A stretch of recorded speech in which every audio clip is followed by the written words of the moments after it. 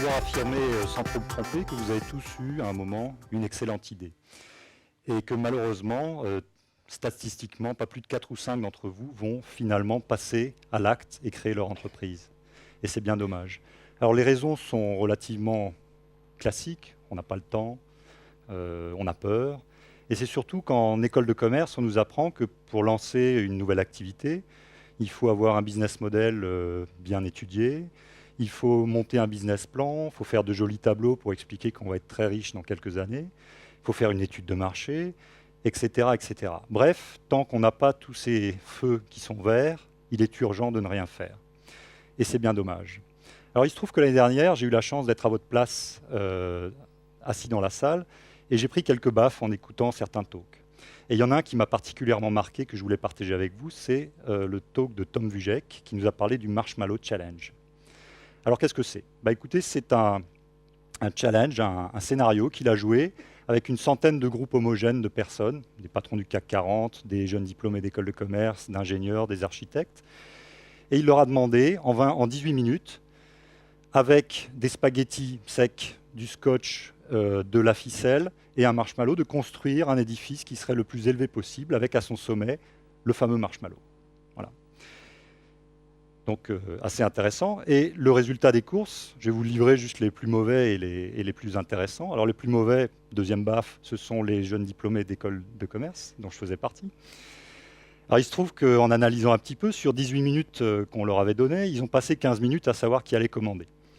Donc en langage politiquement correct, c'est on a passé 15 minutes à construire le groupe projet. Voilà. Et après, ils se rendent compte qu'il ne reste que 3 minutes et ils vont construire quelque chose à la va-vite qui, un coup sur deux, en mettant le marshmallow, va se casser la figure. Voilà. Et les plus performants dans cet exercice, ou quasiment les plus performants, ce sont les même pas diplômés du jardin d'enfants. Et quand on analyse de plus près, on se rend compte qu'à partir du moment où on leur donne les données du problème, ils commencent tout de suite. C'est-à-dire ils construisent, ça s'écroule, ils reconstruisent, ils apprennent, ils acquièrent de l'expertise, de l'expérience, et à la sortie, au bout de 18 minutes, ils arrivent à produire quelque chose qui tient la route et qui est globalement plus élevé que la moyenne. Donc ça a été une vraie leçon pour moi. Alors en fait, ils n'ont fait que démontrer notre bonne vieille devise Shadok-Franchouillard, qui dit qu'en essayant continuellement, on finit par réussir. Donc plus ça rate, plus on a des chances que ça marche. Et c'est vrai. Alors voilà, ce que je voulais partager avec vous, c'est la magie de l'expérimentation. C'est vous inciter à vous lancer et à passer très rapidement du PowerPoint à la réalité. Et je voulais vous montrer ça à travers deux expérimentations qu'on vit actuellement. La première, c'est le véhicule hybride rechargeable qui est actuellement en test à Strasbourg.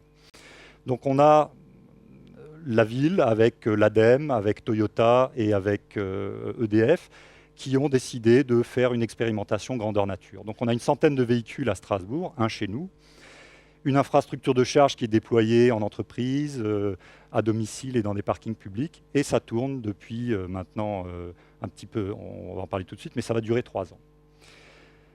Alors tout ça s'est déclenché quand? C'était courant de l'été 2010. Donc à l'époque, je voulais changer de voiture, et je cherchais un véhicule éco-responsable, idéalement électrique. Et en regardant tous les constructeurs, il n'y avait absolument rien de disponible. C'était tous des prototypes qui étaient prévus d'être lancés au moins 2 ans après. Et Toyota avait aussi un prototype, mais eux, ils ont décidé de le lancer tout de suite. Et donc, on a pu obtenir ce véhicule. Donc, vous l'avez compris, la première vertu de l'expérimentation, c'est de pouvoir libérer l'action au plus tôt. Dès l'intuition, dès que vous avez des signaux faibles, vous pouvez essayer, sans attendre d'étayer tout ça par des études de marché. Ensuite, à partir du moment où l'expérimentation était lancée à proprement parler, il y a eu tout un tas d'informations, tout va très vite, et un tas d'informations remontent vers Toyota, vers nos partenaires. Donc ça permet également d'avancer très vite et d'acquérir de l'expérience. Alors par exemple, on a identifié que l'absence de bruit du véhicule pouvait être un problème pour les piétons et les cyclistes, que le câble de recharge qu'on doit manipuler est assez pas très bien adapté, que les bornes de recharge sont des fois buggées, que les places de parking sont souvent réservées, sont occupées souvent par des 4x4. Enfin bref, tout ça, on l'a remonté alors qu'il était impossible d'avoir ces informations par une simple étude de marché classique. Et Toyota reconnaît cet effort et dit que voilà, on les aide clairement à développer ce produit qui sera prochainement commercialisé. Et en échange, ils nous mettent en avant sur un site internet, ils nous réunissent dans une communauté, nous invitent à des salons, nous classent en fonction de notre utilisation. Et ils ont fait des films aussi sur l'utilisation qu'on fait de ce véhicule.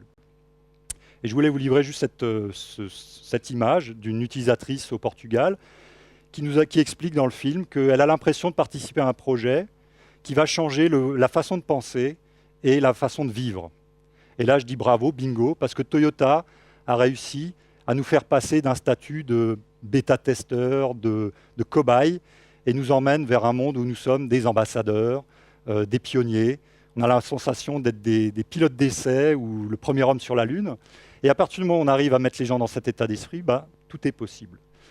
Exemple, on paye très cher pour avoir ce véhicule. C'est souvent, il y a des problèmes. Et puis, on est traqué. C'est-à-dire, aujourd'hui, ils doivent savoir que ma voiture est garée à 100 mètres, que hier, j'ai fait 120 km, que j'ai rechargé ma voiture il y a 2 jours. Tout ça est remonté en temps réel. Et donc, tout est accepté avec le sourire et en plus, on en redemande. La deuxième expérimentation que je voulais partager avec vous, c'est celle qu'on mène localement, près de Strasbourg. Donc, c'est une expérimentation qui est née de réflexions qu'on a menées dans un think tank alsacien, dans lequel on a identifié que le télétravail était un axe qu'il fallait absolument développer. Voilà. Or, le télétravail tel qu'on le connaît à domicile a plusieurs écueils. C'est que déjà, on est isolé à la maison, qu'on n'a pas forcément des moyens adaptés pour travailler correctement, et qu'à la sortie, on a aussi un mélange privé-professionnel qui n'est pas forcément très heureux.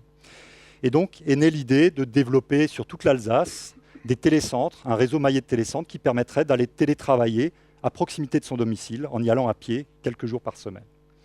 Alors tout ça, c'est bien joli, c'est compliqué, ça demande de prouver, de démontrer. On aurait pu se lancer sur une étude de 2 ans avec des gros moyens, etc. On a préféré expérimenter. Et donc au mois de juin, on a dit « go, allons-y ». Et on a inauguré le 13 septembre, manifestation à laquelle Salah Benzakour est venu nous rejoindre justement. Et depuis, alors on assume complètement le fait que ce soit expérimental, que ce ne soit pas fini, que ça ne marche pas complètement, mais les gens nous accompagnent, nous remontent de l'information, on a déjà fait des réaménagements, enfin ça commence à vivre. Et on en est très content. Alors, on a des partenaires qui nous accompagnent, donc c'est déjà des futurs fournisseurs, donc Cisco, Kaba, Steelcase, le propriétaire des locaux, qui nous ont mis des choses à disposition sous forme de prêt, de gratuité, donc ça ne nous a pas coûté extrêmement cher. On a des futurs clients qui sont des usagers, des coworkers, qui aujourd'hui nous remontent tout un tas d'informations extrêmement pertinentes pour nous aider à améliorer le système. On a la presse et les médias qui sont venus, qui nous ont fait quelques articles intéressants dans les DNA, Alsace 20, on a même été cité dans Libération. Et on a des collectivités qui commencent à nous visiter et à se dire, tiens, c'est pas mal, c'est intéressant, et à voir concrètement ce que ça peut être. Donc on est très content d'avoir fait cette expérimentation. Donc en résumé, si vous avez une idée qui peut faire l'objet d'une expérimentation, allez-y. Ça permet de libérer l'action au plus tôt et de sortir de la frustration de ne pas agir. Ça va vous permettre d'avancer extrêmement vite et d'acquérir de l'expérience. Et surtout, vous allez pouvoir obtenir énormément de vos partenaires qui vont vous aider à co-construire votre projet. Voilà, je voulais finir avec les Shadok parce que je les aime bien. Et qu'est-ce qu'ils nous disent ? Ce n'est qu'en pompant que vous arriverez à quelque chose. Et même si vous n'y arrivez pas, ça ne vous aura pas fait de mal. L'expérimentation, c'est la même chose. Au pire, vous apprendrez quelque chose.